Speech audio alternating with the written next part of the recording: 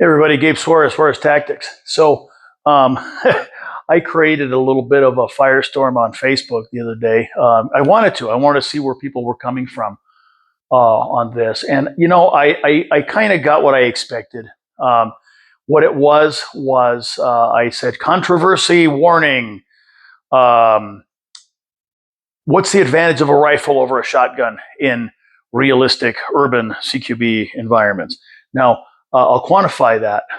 Realistic urban CQB environments means you by yourself, okay, maybe with another person, defending your home, your business, your property, or being caught in a situation similar to the Rittenhouse event, and there you are. Which weapon is going to serve you best?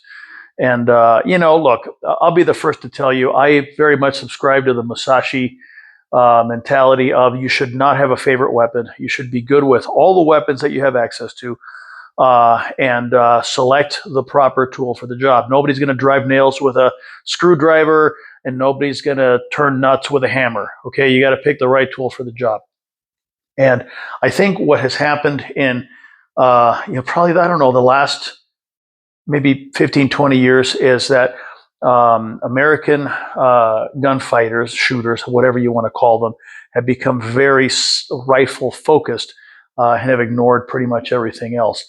The reality of life in America as a private citizen is this. When you get in your next gunfight, it's going to be decided with a pistol. So, like I said in the pistol video, like I'm going to say in the shotgun video and every other training event that I have, you need to be a master, scary master of your pistol. Everything else is ancillary. The shotgun is ancillary, the rifle is ancillary, the submachine gun is ancillary, and yeah, I call it that. I don't like the term PCC.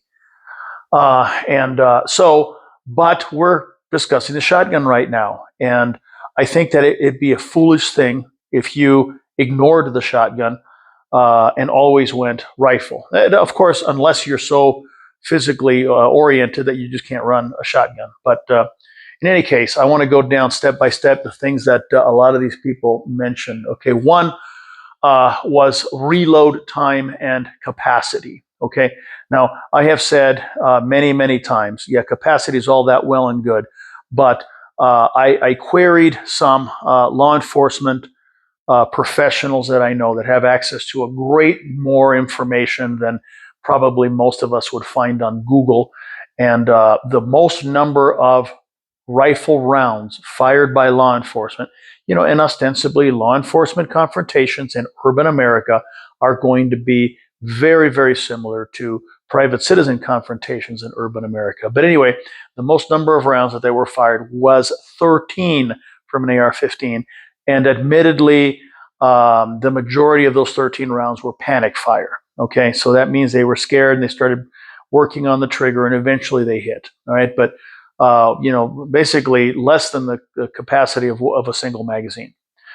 The most the most shotgun rounds that they are aware of that have been fired was 3, and that parallels my own experience. Okay, so the idea that, number one, reloading is a crucial element, that's false. That comes from the gamesman world where they make reloading an issue, and capacity is not a concern. Truth be told, probably the vast, vast majority of private citizen and law enforcement engagements could be handled with a 5-round Remington 870 and maybe an AR with a 10-round magazine. Okay, and I'm not saying that for any political reasons, just simply being realistic about reloading and capacity. Another point of contention, somebody said that the pumps are very jam prone. Well, I think that's a training issue. I do agree that a good semi-auto like my new adopted personal shotgun, the Beretta A300, has dramatic benefits over my favorite, the Remington 870. I like Remingtons. I use Remingtons in battle many, many, many times. They never failed me, but I will be the first to admit that the semi-auto from Italy exceeds what can be done with an 870. However, that said, in the context of urban CQB, private citizen law enforcement, if you are trained properly in how to run this, you're not giving anything up to any rifle. Okay, so the jam-prone operator error training issue. Okay, the rifle is easier for small-statured, elderly people. That's true. I'm not going to argue that point. Okay, the shotgun is a battle axe. It needs somebody that's physically strong and can manage the weapon properly. Okay, so if you're small or you are elderly or you have a lack of upper body strength, yeah, by all means, don't mess with a shotgun. Get yourself a rifle because a shot with a rifle is better than a miss with a shotgun. Okay, now that said, I believe that in times past, they made law enforcement professionals bigger and stronger and more warlike than they do today. That may be a point of discussion for some people or a point of contention, but that's what I believe to be true, and it shows. Okay, and so the idea that you can take an entire academy of people, big guys, little guys, females, males, whatever, and in the eyes of the administration, they are all equal, but in the eyes of nature, they are not all equal. And to say that the training has to be the same for all of them is foolish. If I was a police administrator and I had, a class academy of 30 people, right, and 10 of them were these big monster collegiate wrestlers, that could deadlift a police car, I would issue all of them shotguns.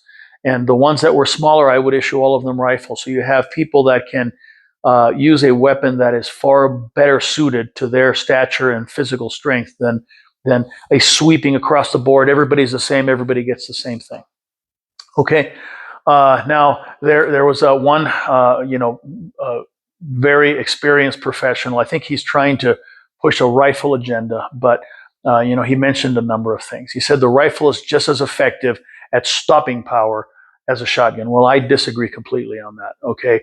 I think if somebody is not in fight mentality, you can injure them with a rifle and they will keep fighting. And I discussed this with many of my contacts that are from all over the world. Okay. And that's including specialized rounds and this and that, and whatever. The difference is that the rifle perforates. Yeah, sure. There's a temporary stretch cavity, all that Dr. Fackler stuff that I learned and forgot long ago. But a shotgun destroys and crushes bodies. And, there have been cases of people shot with rifles and continued fighting. And there have been very, very few cases of anybody that's been shot with a shotgun wanting to keep fighting. In fact, it's a very rare thing for them to survive the event. Okay, so that's just my opinion. I think that the shotgun exceeds what the rifle can do. Excluding a headshot, of course. But all right, somebody else mentioned collateral damage because you're launching this shotgun shell full of pellets and everything else. Well, what I'll tell you is this: shotgun ammo today is exceedingly better than the stuff that I was using back in the law enforcement era that I was in. And we shot people all the damn time with shotguns, left and right, almost every week. And you know what? There was never any issue of collateral damage. And this is in Southern California, a very heavily congested area. And there were always other people around, even at 3 o'clock in the morning. And there was never any issues with that. So I think that is an overblown concern. Now, especially today, when you add the professionally made anti-personnel shotgun ammo, the flight control, and all of that sort of thing, I don't think you're going to end up with collateral damage. The only time you're going to have that as an issue is if you miss, and you can miss with any weapon. Now, the thing is that the shotgun, because of the pattern that it launches, it reduces the likelihood that you are going to miss. You can be a little bit off with a rifle, and you can miss that shot completely. You can be a little bit off with a shotgun, and you'll still hit that target. Okay. Other points that people brought up: shooting from cover. It's neither here nor there. You shoot it from cover with a rifle. You shoot from cover with a shotgun. Compromised positions, same thing. Now, these are things that hopefully I'm going to be able to show in my upcoming shotgun gunfighting video. It's going to be just like the pistol video. It's going to be, 4.5, 5 hours long, and it's going to have everything in there that I know about how to shoot bad guys with shotguns. Okay. One of the things that somebody else mentioned was the learning curve is really steep on shotguns. No, it's not. If anything, the shotgun is easier to teach people how to use because you don't have to teach them the fine points of marksmanship that you do with a rifle. Okay. Now again, if you have an academy class full of 18-year-old 110-pound cheerleaders, I don't want to teach them shotgun because unless they're all bodybuilders, they're not going to be able to manage it. Unfortunately, that seems to be the trend in law enforcement now. Is they don't want big monster guys. My friends at Phoenix PD excluded, of course, because they seem to be different. But you can't be egalitarian about combat. It's just not that way. Okay. Somebody mentioned hostages. Okay. Now this is an interesting topic. I have seen people take out hostage takers with pistols. I have seen people take out hostage takers with rifles. I've seen people take out hostage takers with shotguns. I think that the weapon involved is irrelevant.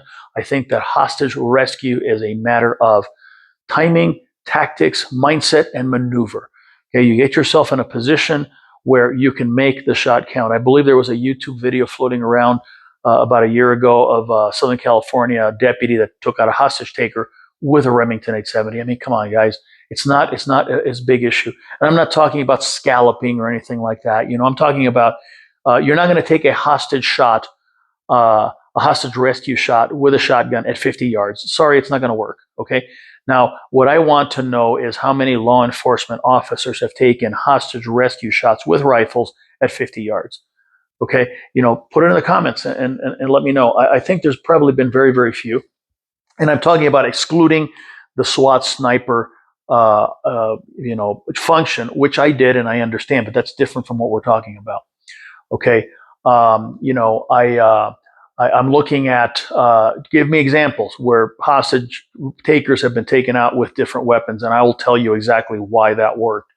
The weapon's irrelevant. You have to know the capabilities of the weapon, of course, but I think inside CQB realm, where you see the hostage taker and there's the hostage and everything else, weapon's going to be irrelevant. It's going to be a matter of your tactics and your positioning. Okay, so it's not a weapons issue. Somebody else mentioned maneuverability in tight spaces. Well, yeah, that's true. That's true as well. If you're dealing with what we used to call ghetto apartment type place where it was very, very tight corners and stuff like that. Yeah, the MP5 really worked great. But you know what? Regardless, more often than not, where we came to a very tight juncture, we would sling the MP5 and we would transition to our pistols. Okay, so again, it's a matter of tactics, not so much of the weapon. Just because you have a shotgun doesn't mean that you have to clear every nook and cranny with that shotgun. Okay, again, I'm not telling you to sell all your rifles and to go out and buy shotguns. But what I'm telling you is, don't ignore the shotgun because a rifle happens to be sexy right now. One post, I think, hit it on the head. He said that what's going to happen is people that are older that remember the shotgun are going to go, yeah, the shotgun has got a lot of advantages. But people that entered into this after the GWAT kicked off, where they grew up with AR-15s and all that sort of thing, and they never handled a shotgun in their life, they're probably going to sneer at the idea of using a shotgun. But what I'm telling you is this. The weapons in the armory are just like the tools in your Leatherman kit. Okay, there's blades, there's scissors, there's bottle openers, there's files, there's all kinds of stuff. And it behooves you to learn all of them and be able to pick the right one for the job. And not a single one of them is going to do everything well. Okay, not even the rifle. So even though we live in the age of the rifle, don't forget the shotgun, because the shotgun will allow you to do things in ways and to a level of destruction that the rifle can only dream about. And by the way, Shotgun Gunfighting DVD, all this stuff will be in there, plus more, and it'll open up eyes about shotguns that you won't believe. Okay, coming in the fall.